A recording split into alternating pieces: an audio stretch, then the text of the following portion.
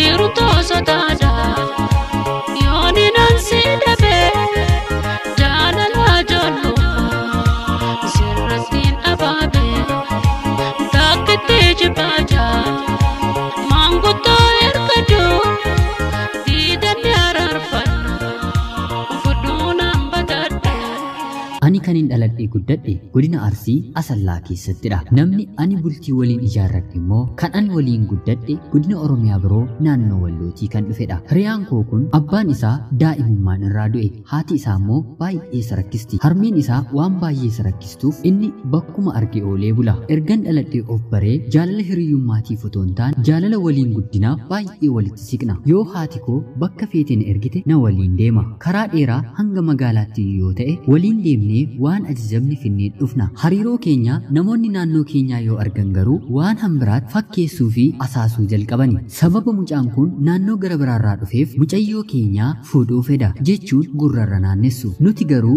kana hundumaa quba hin qabnu. Innis erga dhagahee booda dubbiin xiiqiitti nama galchite akkuma jedhan gaaffii jaalalaa naaf dhiyeesse. Ani yeroo sanatti xiqqoo waan hin tureef yaada kanas hin qabu. Maatiin koos akka tole hin jenneen hin beeka. Barumsa koos waan baay'een jaalladhuuf addaan kutuun barbaadu. Hiriyaa kanas waan baay'een jaalladhu gaaffii akka tasaanatti dhufe kana garuu diduu hin dandeenye. Anis tole jedheen garuu kun hunduu ta'uu kan danda'u barnoota koo ergan xumuree boodaan jedheen. Har'a teessan dura oguun deddeebi'aa ijumaan si argu yoomin darraa ba'a siinin deemadhaamu maanguddoon ergadhaa yaada keenaa himi siini maarii hadda.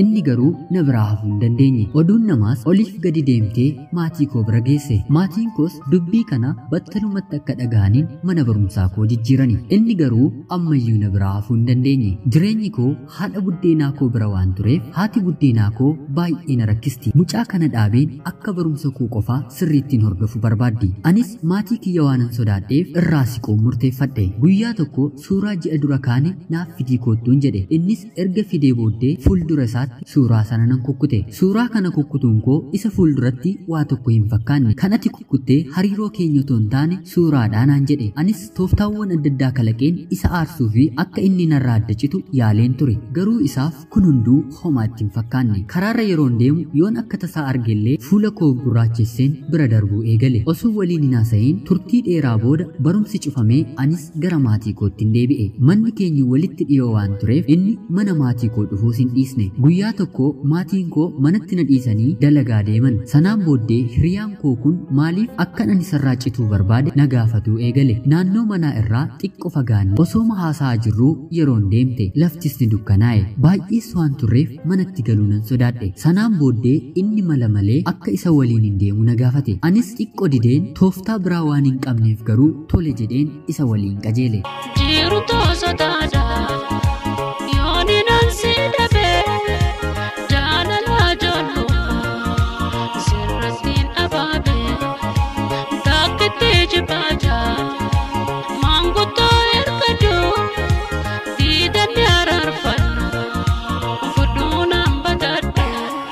Deemsa sa'aatii 3 booddee innis mana firasaa tokkotti na fudhatee gale. Yeroo karaarra deemnu seenaawwan hedduu kan nama barsiisanii fi jireenya keenya gara fuulduraatti nuuf ta'an natti himaa ture. Akkuma achi geenyeenis haati manaa manichaa jechama addaa ta'e waan hireen nama goote hiriyyaan namaan corti naan jette. Hiriyyaan koo kunis akka baay'isee na jaallatuu fi gara fuulduraatti akka na barbaadu irra deddeebisee natti himaa ture. Hariiroo hamma kanaa qabaannus guyyaa tokko waan hamaan irratti yaadeen beeku. Anis maaliif akka badiin irratti dalaguu dhabe yogguun taa'ee yaadu jaalalli koo natti dabale. Kanaan booddees jaarsi ergamee osoo maatiin koo tole hin jenne dirqamumaan ni kaanuuf godhani. Barumsa koos itti fufeen baradhe. Maatiin koo hin dahiinii barumsa kee itti fufinaan jedhanii na gorsu. Abbaan warraa koo immoo obboleeyyanis abbaas waan hin qabneef akka ani dahu fedhe. Ammas rakkoo biraa keessan gale. Ergan taa'ee sirriitti yaadee booddee gaaffiiwwan lamaan keessaa kan abbaa manaa koon filadhe.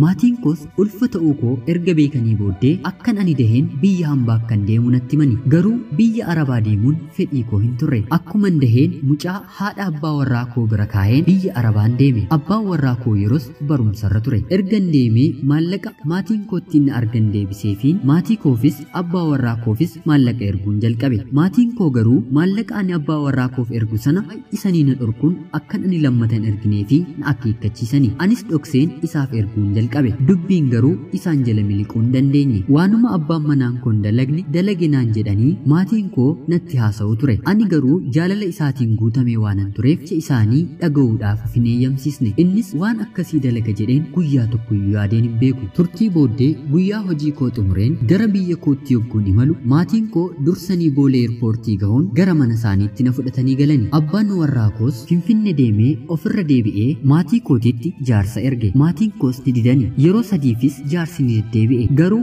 maatiin koo ammallee tole jechuu hin dandeenye. Maatiin koo mucaa kana kan isaan jibban waan hambiraaf osoo hin taane mucaan kun dalagaa irratti waan hin bobbaaneef ture. Dalagaa waan hin beekneef qabeenya siin horatus naan jedhu ture. Innis dubbii kanatti waan baay'ee aareef biyya hambaa deemuuf murteeffate. Salaalee ibsaa ibsu maali kan salaalee ibsaa ibsu warri keessan akkamii keenya akka loonii nama tiksu. Nagayaatti naan jechuufis bilbilee na waame. Anis bakka biraan deemeedheen maatii koo eeyyamsiiseen isa bira deeme. Har'as osooma jaalala keenya keessatti wantoota nu mudatee fi inni maaliif akka baahiranitti deemuuf murteeffate osoo haasofnuu yeroon halkanoofte. Maatiin koo hundinus wal jala taranii naaf bilbiluu eegalani. Sanaan booddee innis yaada baahiranitti deemuu dhiisee waliin gara magaalaa birootti baqanne. Yeroon ani biyya hambaa ture maallaqa koo maatii koo bira kaawwachaan ture. Ergan isa bira deemee booddee maallaqa koo hundaa maatii koo biraa fudhachuu hin dandeenye. Kanaafis turtii waggaa tokkoof walakkaa booddee fedhii kootiin biyya Arabaatti deebi'e. Kunoo amma waggaa 4 fixeera. Maallaqan dalagadhu hundaas amantaadhaan abbaa warraa koottiin erga. Rabbiif galanni haa ta'u qabeenyas godhannee jirra. Maatiin koo dur kana naaf fedhii hin qabne amma garuu dalagaa abbaa warraa koo arganii natti gammadaniiru. Wantin hanga ammaatti jireenya koo keessatti na gammachiisan keessaa tokko nama haalaan jaalladhuufiin amanu jireenya bultii keessatti argachuu kooti. Itti aanseen karoora sammuun koo naaf karoorsee fi namni ani jaalladhu naaf baaseerra waanan imaleefi jireenyan dabarsetti gaabbii tokkollee hin qabu. Sababni isaa namni ani jaalladhee abbaa warraa koo godhadhe abbaa malee guddatee haadhaanis walii galtee waan hin qabaanneef fuulduraatti jireenya cinqii hin qabne jiraachuuf fedha qaba jedheen waanan yeroon yaadeefi akka milkii guddoottis nan ilaala. Ani amma hawwiin koo yoo rabbi jedhe galeen irra deebi'een cidha koo haaromsuudha. Maatii fi hiriyoota koo natti mufatan hunda gammachiisuun sammuun koo erga xiqqoo boqotee booda barumsa koo xumureen hawwii koo fi maatii koo galmaan gahuun karoorfadheera. Akkan milkaa'uuf rabbiin naaf kadhadha. Echi badhaasoo United Arab Emirates irraa abbaa warraa koo Oromiyaa keessa jiraatu Ahmed Huseeniif nagaatti. Jiru tosa dada, yoni nansi dabe, jalala jolo, sirratin ababe, takkete jibata, manguto erkadu, didan yararfanu, fudunan batadda. Kabajamoo dhaggeeffattootaaf hordoftoota qophii Oromiyaa 24 nageenya keenya siniin dagannee ashama akkam jirtu nagaa keessanii ani fayyaa nagaa kootii rabbiif galanni haa ta'u. Xalayaan amma siniif dubbisee ka'e xalayaa Echi badhaasoo United Arab Emirates irraa nuuf ergite hiriyaa yookiin abbaa manaashee baay'ee jaallattu Ahmed Huseeniif ture. Xalayaa kanarraa hedduu akka barattan homaa shakkii hin qabnu. Jalqaba irratti karoorri ishee fi karoorri maatii ishee akkanumallee karoorri abbaa manaashee waliif ta'uu hin dandeenye. Haa ta'uti garuu abbaan manaashee tooftaawwan adda addaa jireenya ishee keessatti maleen isheenis jaalala guddaa waan walii qabaniif ejjennoo tokkoon ilaalchaa fi yaada maatii isaanii gidduu galchuu dhiisanii kan mataa isaanii hanga xumuraatti qabatanii deemani. Dhumarrattis baay'ee milkaa'ani. Maatiin ishee Ahmediin kan jibban waan inni dalagaa irratti hin bobbaanee fi akkanumallee gara fuulduraatti qabeenya horatee siin bulchuu hin danda'u yaada jedhu waan qabaniif malee wanta gara biraaf miti. Maatiin keenya yeroo hundumaayyuu hammina nurratti yaadanii utuu hin taane wanta nuuf ta'ee fi ta'uu qabu gara fuulduraatti nu caalaa isaan waan arganiif jireenya ishee keessatti kana godhan. Isheen immoo ijoollee waan turteef dhugaa addunyaa kanarra jiruu fi bakka jaalallee isheef qabdu dursitee jireenya ishee fullaafate. Maatiinis isheenis sirriidha. Garuu inni sirrii dhumarratti milkaa'ee kan ishee ta'e. Akkuma laalaa jirtanis jireenya isheetti kan gammaddee fi irra deebiteellee maatii ishee kan gammachiistedha. Obboleettii keenya ichi badhaasoo baga gammaddee gara fuulduraatti wanta karoorfatteellee Rabbi siif haa milkeessu jenna.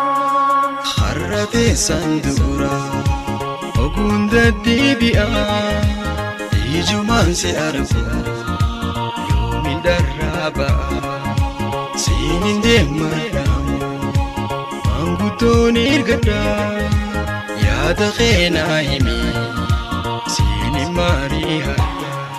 Kabajamoo dhaggeeffattoota hordoftoota qophii Oromiyaa 24 xalayaa obboleettii keenyarraa hedduu akka barattan homaa shakkiin qabu. Jaalalli qabeenyaa fi haala irratti hin hundaa'u kan jedhu ganamumaan obboleettii keenyaaf kan galedha. Jaalallee ganamaa dhabuu jechuun jireenya ofii walakkaa gatuudha. Hedduun namaa sababa garaagaraa irratti jaalallee ganamaatti hin milkaa'u. Hedduun namaa garuu jaalallee ganamaa dhabuu isaatti erga turee bubbulee booddee gaabbii guddaatu itti dhagahama. Waa'ee kanarratti ana caalaa isinumtuu waan beektaniif hedduu dubbachuun nan barbaachisu. Warreen jaalallee namaa keessan waliin hanga yoonaa jirtan Rabbi hanga xumuraatti sinaa bareechu jenna. Warreen hin qabne immoo jaalallee amanamaa fi jireenya keessan guutuu danda'u Rabbi siniif haa kennu jenna. Barreeffamni tola ooltummaa yookiin voluntarizim jedhu tokko nama gargaaruuf nama ta'uun qofti gahaadha. Nama jaallachuuf illee nama ta'uun qofti gahaadha jenna. Qophii sagantaa keenyaan hanga yoonaatti waan dhaggeeffachaa turtaniif guddaa galatoomaan siniin jedha. Namoonni chaanaalii keenyaaf haaraa taatan anaa dhufu siniin jecha chaanaaliin keenyi qophii seenaa xalayaa jaalalaa isinirraa gara keessanii qindeessitee dabarsite. Isinis xalayaa seenaa jaalalaa nu barsiisuu danda'u yoo qabaattan nuuf ergaa siniin jenna. Chaanaala keenya illee subscribe akka nuuf qophii keenya share like fi yaada keessan comment gochuu namoota xalayaa kana nuuf ergan illee akka jajjabeessitan asumaan isinitti dhaammachaa guyyaa borii xalayaa seenaa jaalalaa gara biraatiin hanga walitti deebinutti